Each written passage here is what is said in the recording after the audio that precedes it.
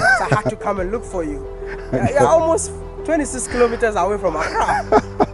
It's not far. It's far. But I have to come. Good. Anyway, good to see you. My name is Maya, and you have to tell me your name. I don't even know your name. Kwame Adade. They were all calling you Mr. Fish Farmer. Yes, so yes, I yes. also calling you Fish Farmer. But your name is Kwame? Yes. Kwame, your accent doesn't sound like a Ghanaian. I'm Ghanaian. Born and raised in Ghana?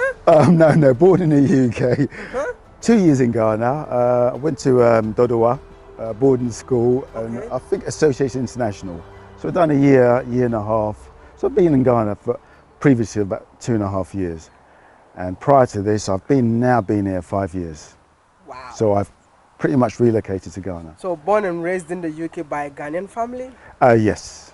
That's interesting. Kwame, I mean, you're here right now into fish farming, but let me know, what were you doing in the UK? IT. Oh, wow. Banking, security, all sorts of IT. You know, the family set up a telecoms company.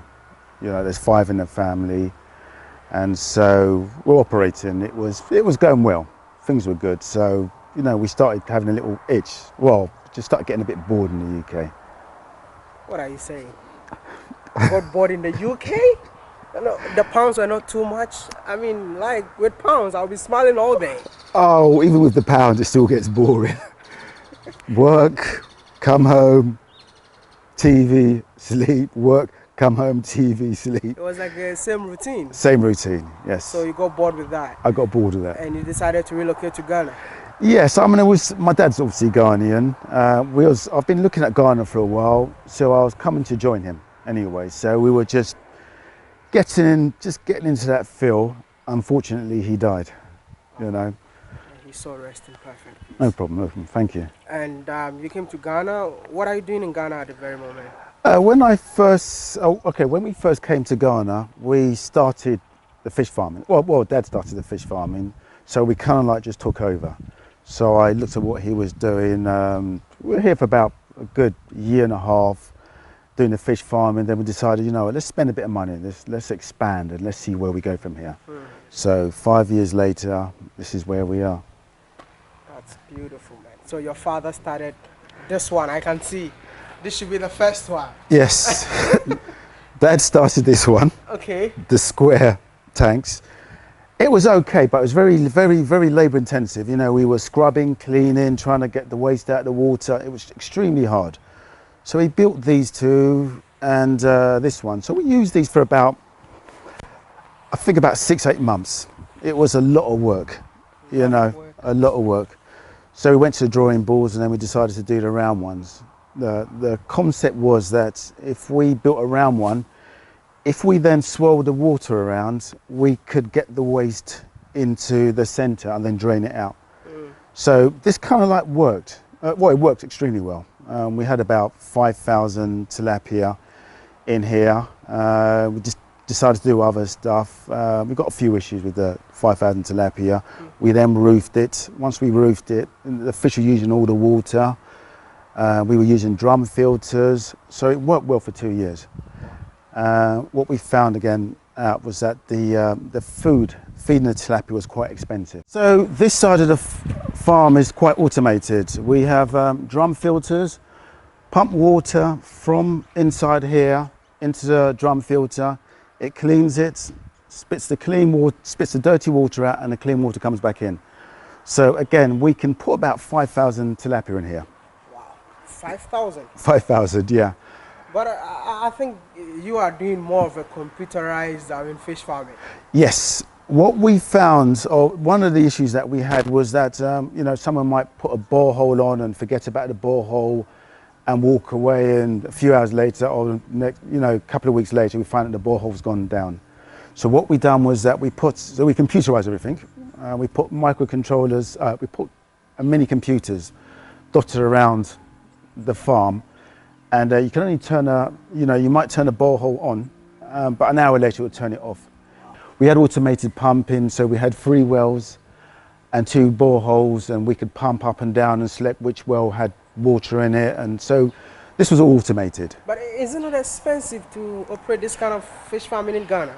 This is extremely expensive. This is more European type design where you've got electric and the electric's reasonable, and you know it's quite hard, you know, hence the reason why we went decided to build the other farm, which is a bit more conventional. Would love to go and see that one. Is that okay? Sure, no problem.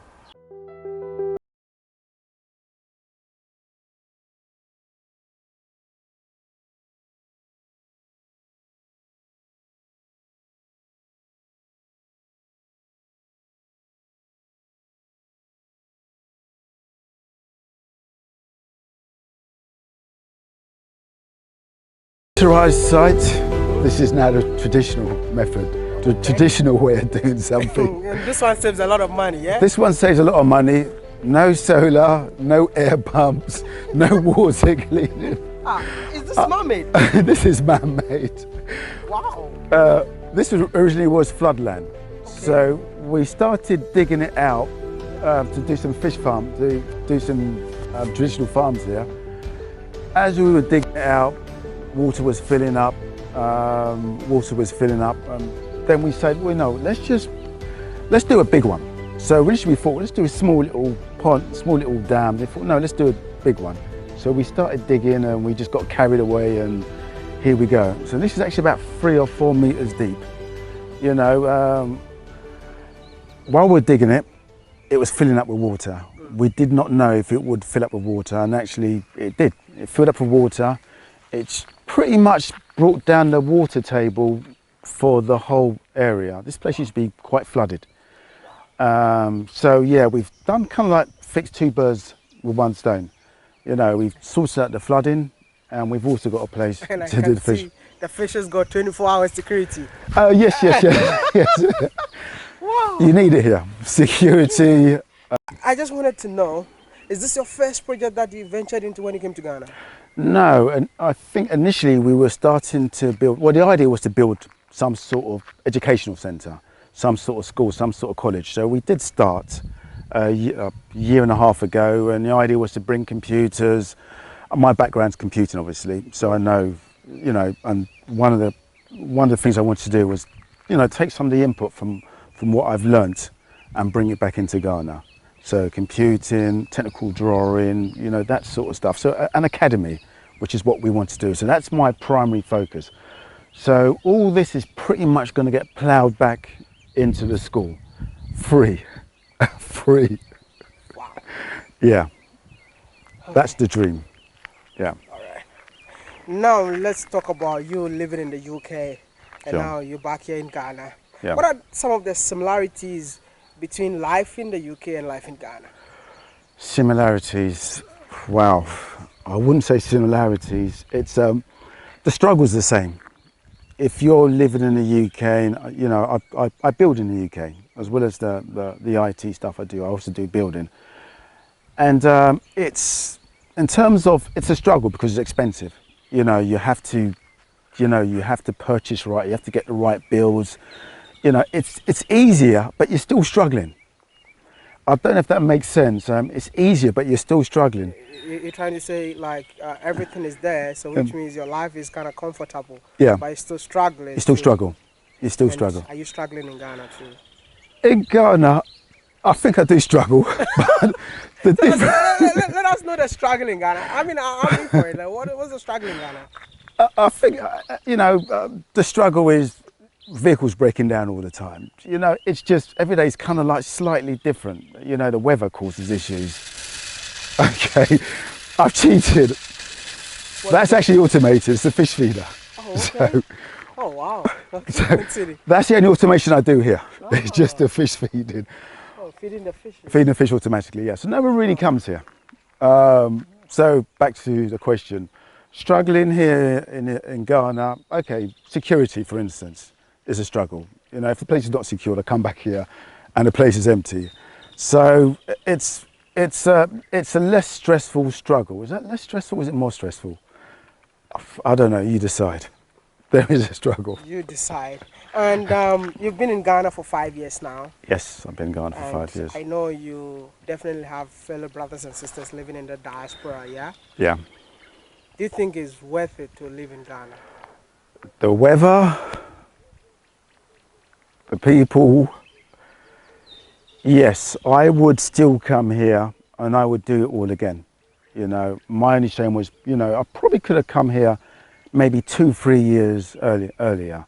You know, I couldn't dream of owning a fish farm in the UK. It wouldn't happen. I don't know why it wouldn't happen, but in Ghana you can do that. In Ghana you can be whatever you want to be. It's like a dad talking to his children. You can be whatever you want to be in Ghana, which is true. You know, but you can't, in terms of, you know, you need some background, obviously, in whatever you do in Ghana. Whatever you do, whether you're in the UK, you're in Ghana, you always need a bit of background. But you can do stuff here. You can make a difference here. You can make a difference here. So Yeah. which means that you have something or kind of advice for fellow brothers and sisters who are looking forward to relocate to Ghana. Yes. If you should advise people like that, what will your message be? Look, message would probably be, if you want to come, you know, you can come. Initially come, have a look around, stay for a month, see what's going on. Connect with others, you know, connect with others. You know, let them explain to you what they're doing, how they're doing stuff. And, you know, once you've got a feel of the place and you're reasonably happy you can live here, because it's not easy living here, but it's still worth coming here. It's still worth doing stuff here. And do you believe that Africa is the future? England, I believe, is pretty much dead. Yeah, Ghana's where it's happening. Yeah, Ghana's where it's happening. Too much competition in the UK. There's 1,001 people trying to do the same thing that you're doing. You know, you're just a number. Here you can be, you know, you can do stuff, you can achieve stuff, you can achieve dreams. It's not about money here. It's about quality of life. You know, I have a quality of life here. You know, UK is, I think, just watching EastEnders and sleeping. That's all I seem to do. But here, I get up when I want, I work when I want. It's easier, you know. I mean, so do you think that if you're coming to Africa, it's worth it doing a corporate job or being an entrepreneur in Africa? Entrepreneur, definitely. You can be. This is, I mean, I don't really put a lot of time and effort into this, but this is a successful business. You know, this is a successful business. It's easy. And how many jobs have you created so far? In terms of jobs, we have about four people working for us. So 4 people and their families. You know, when the school opens up, we'll have a lot more teachers. It's going to generate income for the village. And I just want to say that keep up the good work, and thank you so much for sharing your story with me, and thank you so much for talking to me. No problem. Thank you. Your time. Great one. It's your boy Mr. Ghana, baby, and I hope you guys enjoyed this amazing episode. If today's your first time seeing this face on your screen, please do me a favor, subscribe and be part of this awesome family. I'm gonna see you in the next one. Aiyawodemaya. Peace out.